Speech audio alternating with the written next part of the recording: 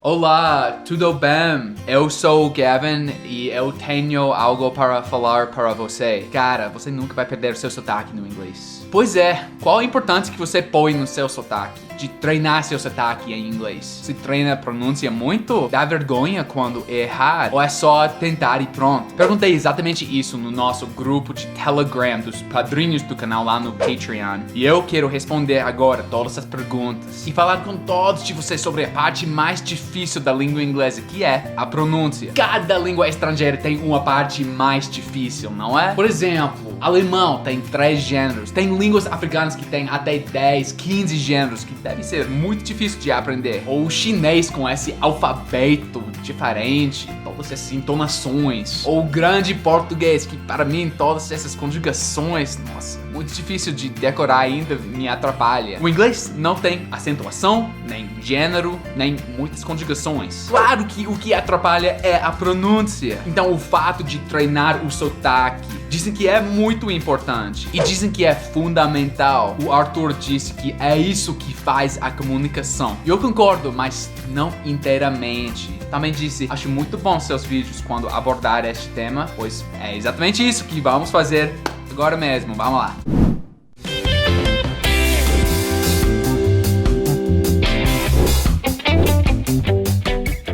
Sempre digo que a internet é um milagre. Pela primeira vez na história do mundo, a gente pode ficar num outro país, outra região do globo e aprender outra língua do outro lado do globo.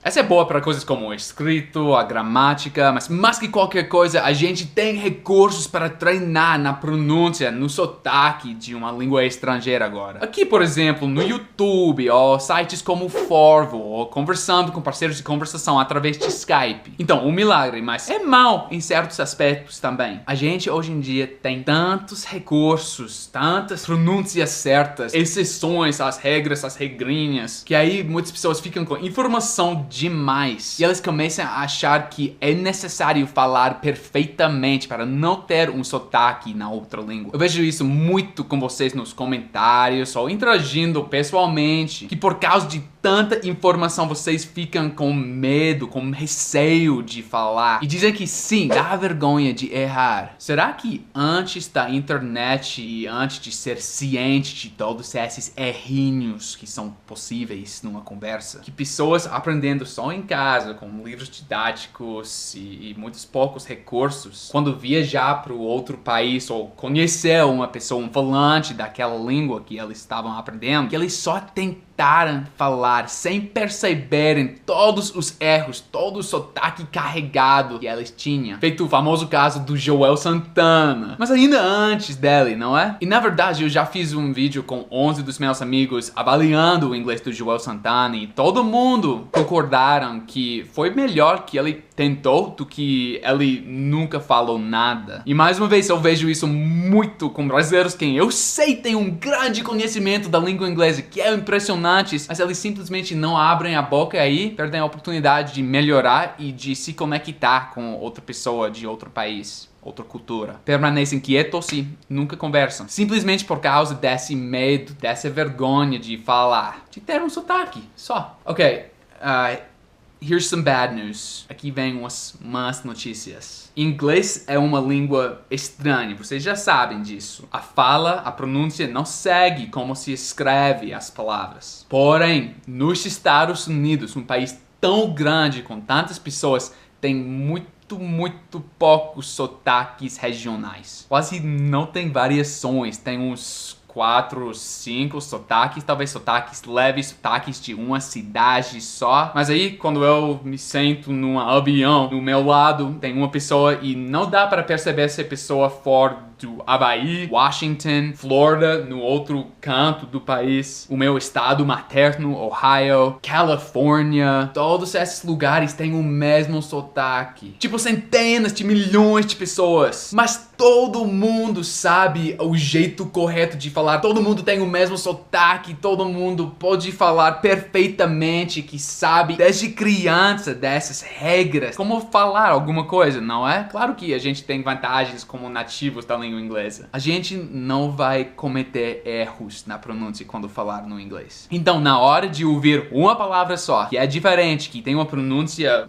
pouco estranho. Então, quando eu tô falando com uma pessoa pela primeira vez, se eu uso uma palavra, uma pequena palavra só, que soa um pouco estranho, que eu nunca ouvi ninguém falar assim, right off the bat, como dizem aqui, instantaneamente dá pra perceber que aquela pessoa é um estrangeiro, não é um nativo da língua. E amigos, claro que eu ainda tenho um sotaque quando falar no português, mas com mais e mais treinamento daqui pra frente, será que eu posso perder o meu sotaque? Ou pelo menos fazer com que alguns de vocês em certas regiões do Brasil achem que eu sou de outra região do Brasil, porque o Brasil é riquíssimo nos sotaques. Na verdade, já aconteceu comigo. Pessoas acharam que eu fosse do Brasil só de uma região diferente, que eles não conheceram. Então, para mim, talvez eu poderia me virar se não errar no vocabulário, né? Ou a gramática.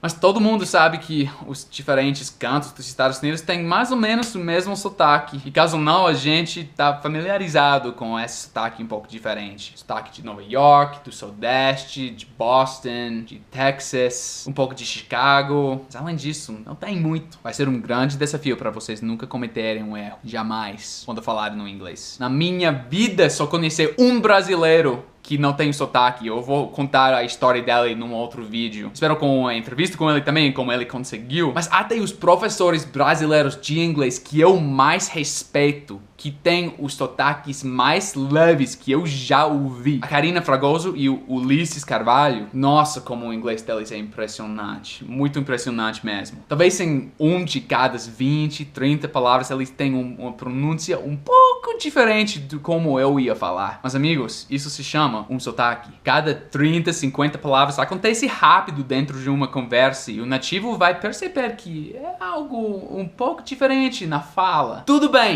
mas aqui vem as notícias boas, the good news. Meus amigos brasileiros, vocês têm um sotaque maravilhoso, muito, muito bonito quando falar inglês. É mesmo, por causa de inglês americano ser tão uniforme, tão homogêneo, tão sem variação. Cada estrangeiro que vem pro meu país vai ter esse sotaque também. Claro que vai variar, depende da língua materna deles. E tem aqueles sotaques que dá pra perceber instantaneamente, right off the bat, de onde essa pessoa é. Quando falar no inglês, o japonês, oh, yes, yes, thank you very much. O sotaque mexicano, todo mundo conhece aqui nos Estados Unidos. Italiano, né? Francês também, Sou péssimo nessas imitações, desculpem, gente. Mas vocês conhecem esses jeitos daquelas pessoas quando eles falam em português, não é? Mas tem outros países de origem onde não dá para perceber, não tem aqueles preconceitos quando falar no sotaque, quando falar no inglês. E brasileiro é um exemplo muito bom disso. Soa exótico, um pouquinho fofo, até romântico, muito agradável. Mas ninguém pode chutar, pode adivinhar de onde essa pessoa é. Os meus amigos não conseguem, a Lauren não consegue, até eu. Eu trabalho com português e eu interajo com vocês 6 ou 8 horas por dia. Ainda tô conhecendo pessoas que eu não sabia antes que eles fossem brasileiros. Pode acreditar? Apesar de que eu conheço, eu entendo os seus vícios quando falar, as pronúncias, os erros que vocês vão cometer. Sotaque brasileiro é uma coisa muito interessante por causa disso. Muito único. A Michelle do canal A Gringa Agora Sou Eu, ela mora aqui na mesma cidade, Fort Collins. Ela trabalha numa lojinha no centro. E todo mundo fala com ela, pergunta ela sobre o sotaque dela. Mas depois de 6 meses, ela me falou que ainda não tem ninguém que chutou, que adivinhou corretamente que ela é brasileira. Ninguém. Sei lá, talvez para nós americanos soa como uma mistura de tantas línguas ou algo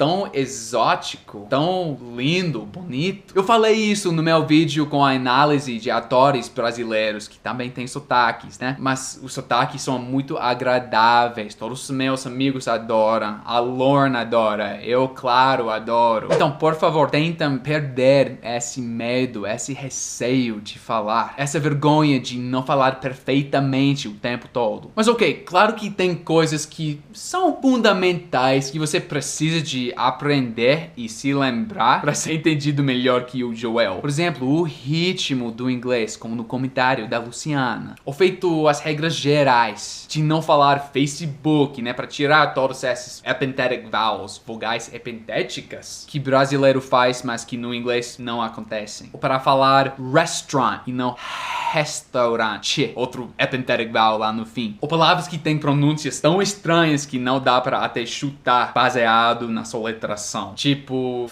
thought. I thought that. Ou cotton, né? Eu não ia entender se alguém falou cotton, cotton, cotton. Se alguém pronunciou esse taste dentro também. É cotton. E claro, a diferença entre palavras que são semelhantes. Tem um amigo gaúcho e ele me falou certa vez, cough is my fool. Que só pra mim, a tosse é meu tolo. Cough is my fool. Mas o que ele quis dizer foi coffee is my fuel. Café é o meu combustível. Então, claro que aí o sotaque impediu um pouco da comunicação. Mas a ideia principal, o meu ponto principal, falando do sotaque, a questão não é perfeição, de falar perfeitamente. A questão é o que é suficiente para se comunicar e para ser entendido. Para ter certeza que nós americanos estão entendendo durante a nossa conversa, não é? Mesmo que você tenha um sotaque, claro, esse sotaque tão exótico, tão agradável. Então, recentemente, é exatamente isso que eu tenho feito, eu tenho tentado fazer nos meus vídeos aqui no canal. Falar sobre as coisas mais importantes, os focos mais importantes para ser entendido, mas não para ser absolutamente perfeito no sotaque, na pronúncia. Em 2015, na época, quando eu ensinava coisas populares da língua inglesa entre brasileiros, feito a diferença entre beach e bitch, ou she e shit, esses exemplos famosos, não é? Eu fazia porque sempre é um assunto que tá em alto, que brasileiros acham super fundamental e engraçado, mas eu já ouvi vários brasileiros cometer esse mesmo erro. I'm going to the bitch. I need clean shits. E não achei uma besteira, nem achei engraçado, na verdade. Eu achei algo do sotaque, e claro que deu pelo contexto para entender o que eles estavam falando. E 95% do tempo vai ser exatamente assim com você. Então, com esse negócio shit, shit, beach, bitch, eu acho que brasileiros põem mais ênfase do que é necessário em coisinhas assim, que são curiosidades e dá pra aprender se você puder, mas eu não acho fundamental. E em particular porque esse foco vai fazer com que estudantes da língua inglesa vão ficar com medo, com vergonha de falar com tantas diferenças, de sempre se lembrar. É por causa disso que esse comentário da Gabi não me surpreendeu. Gavin, eu sinto mais vergonha quando tento falar inglês com brasileiros. Com americanos, eu não tenho nenhuma vergonha. Com tudo que eu acabei de falar,